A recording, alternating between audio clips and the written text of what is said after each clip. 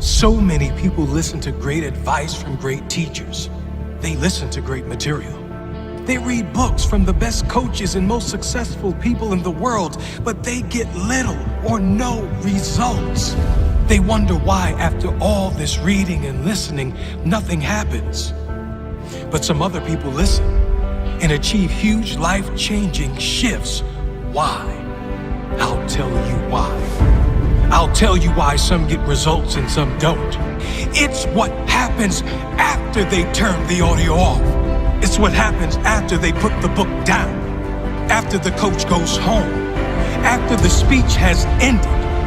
It's what happens when no one is watching. That's when it counts. When you listen, learn. These teachings, books, and speeches are not made to only get you pumped up for 5 minutes while you listen to them. They are designed to sharpen your mind, to create a mindset that is prepared to work, to create a habit of putting in the hard yards. You must listen to successful people to learn more. But that learning doesn't mean anything if you don't apply what you have learned. It's what you do after you have learned that counts. After the coaching session, after the master has left, after the training session. Are you willing to put in the work behind closed doors? Are you willing to continue the pursuit of more knowledge after the course has ended, after the motivational video has ended, after your training partner has given up? Or will you be like the majority and just step back into average? Go about your average day at your average job, and then go to your average home where you will turn on your TV and watch average shows. Turn that crap off and read something, listen to something, and then apply that something. Listen, and listen real close. Your success will be determined by what you do when no one is watching. Let me repeat that. The level of success you will achieve will be determined by the work you put in when no one is watching. By the work you put in when you're tired. By the work you put in when you don't feel like it. By the effort you put in when you feel like you don't have anything left inside. You're tired? I don't care. You'll always be tired if you don't suck it up now. You'll be tired of being broke. Tired of living with no passion. Tired of not living your potential. Tired of being sick and sick of being sick and tired. Screw that! When no one is watching, that is when you work. That is when you push harder. That is when it really counts. I could say so many things that could change your life. On this channel, we have already. Some have completely changed their lives. But some are in the same position. Why? Because when this is over, some choose to push harder and some choose to take it easy. Who are you? Are you the one that is prepared to suffer today for a better tomorrow? Or are you the one that takes it easy today and will suffer tomorrow because of that decision? Who are you? Who are you? Who are you?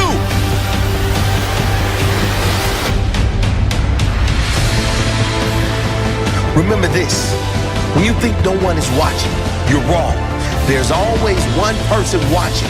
It's your future self. Your future self is begging you to show some guts, to show some heart, to do that little extra now so you can live with pride later.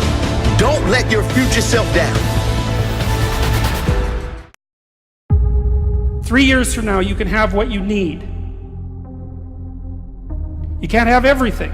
You can have what would be good for you. But you have to figure out what it is, and then you have to aim at it.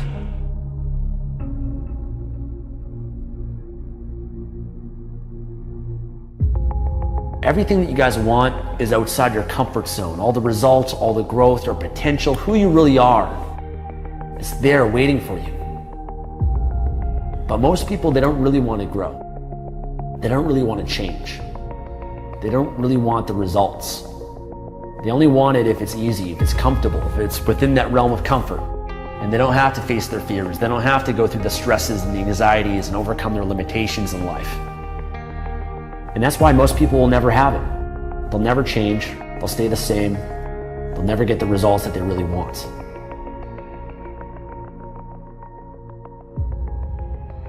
You're going to get what you're looking for. So if you're looking for success, you're looking for happiness, you're looking for prospects, you're looking for recruits or clients, I'm telling you, the more you're consciously looking for those things, you're going to see them. When you're looking to win, you're looking for victory. Sit on your bed one day and ask yourself, what remarkably stupid things am I doing on a regular basis to absolutely screw up my life? And if you actually ask that question, but you have to want to know the answer, right? Because that's actually what asking the question means. It doesn't mean just mouthing the words. It means you have to decide that you want to know. And so be very careful what you set your mind towards, what your outcomes are, because you're going to find them. Your mind's powerful. You're powerful. You're more powerful than you think you are. And if you could just get clear on what you're looking for, get super specific with great clarity, great specificity about what it is you want, it's sitting there for you to find if you look for it. The time is now. The time is now to express and for people to believe in themselves. The time is now for it to be okay to be great. When somebody is absolutely certain the common word is believe, right? But you can believe at a general level or you can believe with certain. When you're absolutely certain that if I do this, it's going to get that result and that result's going to change my life, you'll do it. When you think it absolutely is not going to work, you're never going to do it. People want to have success, people want to make a lot of money, but they want it to be easy without any challenges. It seems like sleeping in the morning is a form of freedom, because hey, I don't have to do anything, I'm just going to sleep in. But the reality is when you sleep in, now you don't get things done. And now those things that you were supposed to do aren't done, and now the next day you have to wake up early and get them done, not because you want to, but because you have to. Now let me give you a little simple formula for goal setting, okay? We take 2.5 hours on the weekend for the whole 10-year plan. We don't have time for that tonight, but let me get you started with a little simple formula Mr. Schoaf gave me, and maybe this will be helpful. First of all, I've divided goals into two parts. First is long range. Long range goals, that's your dreams. Your dreams for the next 3, 5, 10, 20, 30, 40 years, actually the rest of your life. Your dreams. You've got to keep dreaming. Ronald Reagan, president, said to the joint session of Congress a few weeks ago, "The Republic is a dream." And if we don't keep dreaming, we will lose the Republic. Your better future is a dream for yourself and for your family. Where do you want to go? What do you want to do? What do you want to be? What do you want to see?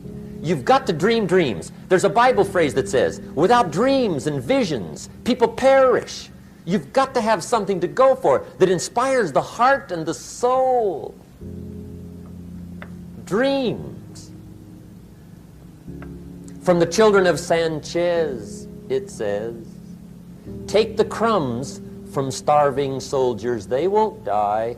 Take the bread from hungry children, they won't cry. But without dreams, we all will die. You've got to dream. Don't lose your dreams. For yourself, for your future, for your family. The dreams of love and enterprise and travel and doing things. Becoming something unique on your journey here. Don't lose your dreams. Do some dreaming. That's long-range goals. You've got to have those. So that's number one. Here's the second part of goals, short range. Short-range goals. That's your goals for tomorrow, this week, this month, this year, the immediate future. We call these confidence builders. Because if you set up something short-range, go for it, get it, latch onto it, work hard, accomplish it.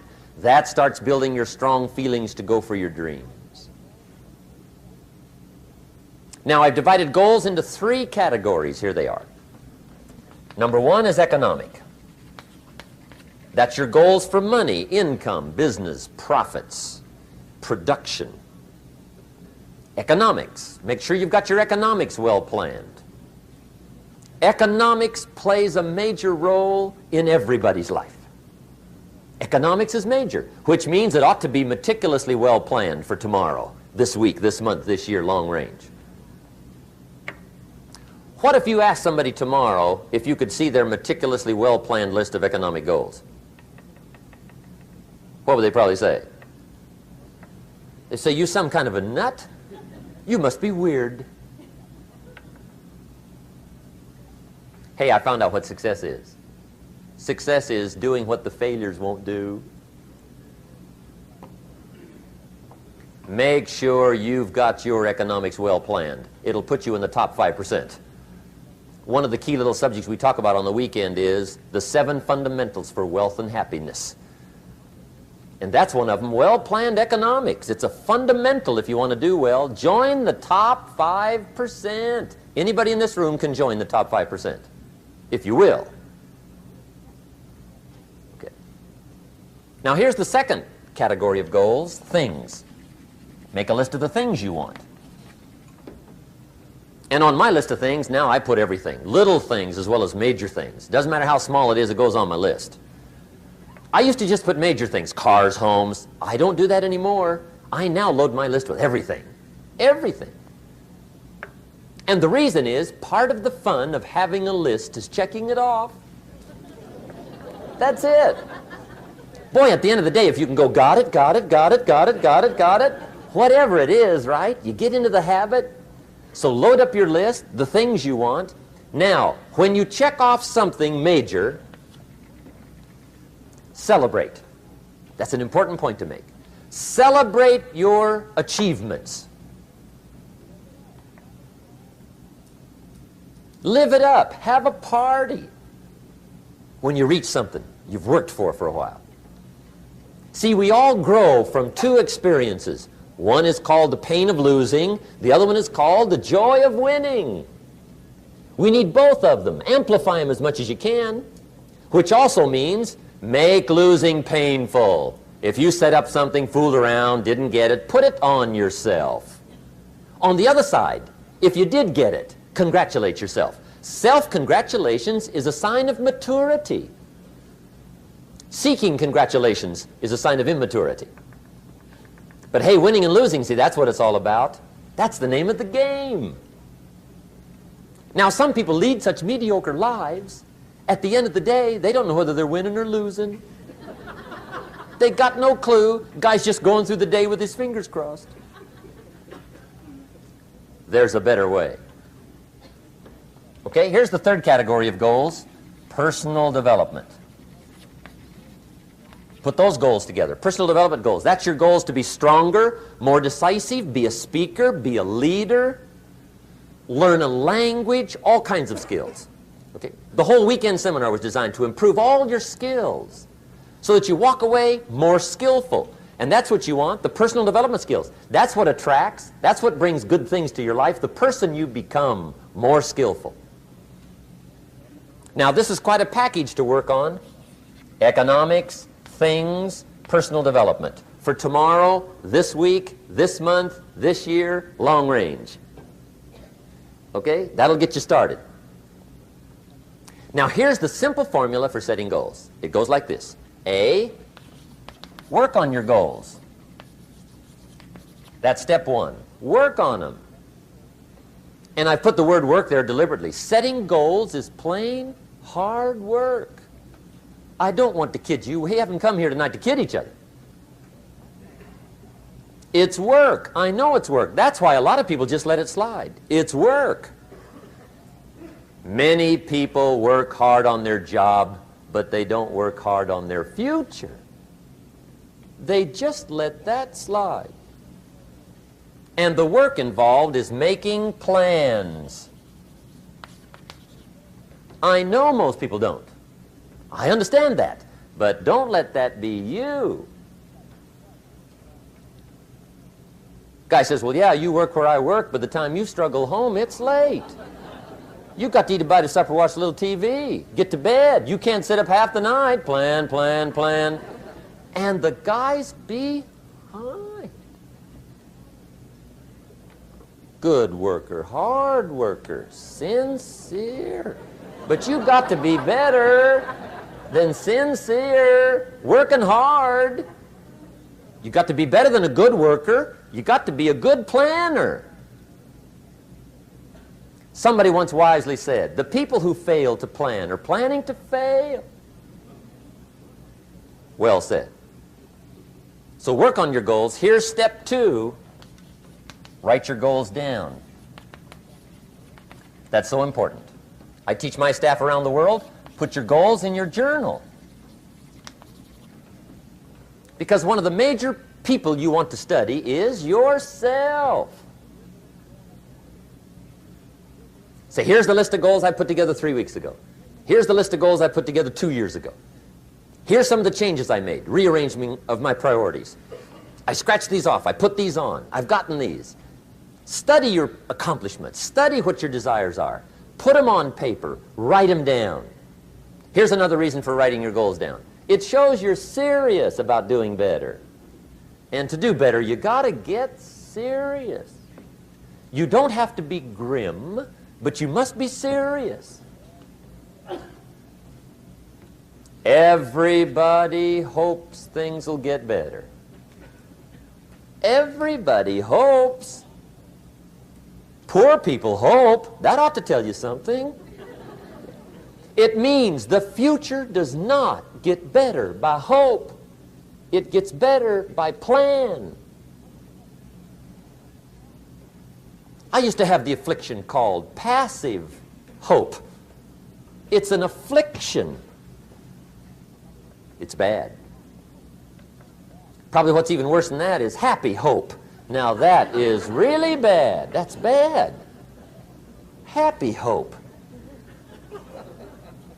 The guy's 50 and he's broke and he's still smiling. See, that's not good.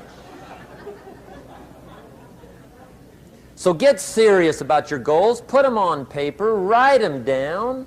There's all kinds. His goals, her goals, their goals. Business goals, financial independence goals, family goals. I mean, there's so many things to work on this that if you don't get busy and work on it, sure enough, the time will pass. And sure enough, 5 years from now, you'll wind up where you don't want to be, wearing what you don't want to wear, driving what you don't want to drive, being what you don't want to be. Now's the time to fix it. Now, here's the third step to your goals. Check the size of your goals and the kinds of goals. How big they are, what kind they are, affects you. And here's one of the important phrases of the evening. Your goals are affecting you, whatever they are. Your goals affect your handshake. Your goals affect your attitude, personality. Your goals affect the way you walk, the way you talk, the way you dress. All day long, we're being affected by our goals. Now, some people have goals, but they have such lousy goals. The effect is bad. I asked a guy one time, what are your goals for this month? The guy said, look, if I could just scrape up enough money to pay these lousy bills. That was his goal. I'm not saying it isn't a goal. It's a goal, but it's such a lousy goal, the effect is bad. You don't jump out of bed on Monday morning and say, oh boy, another chance to go out and scrape up the money to pay my lousy bills. See, you don't do that. Usually you say, oh, not another Monday.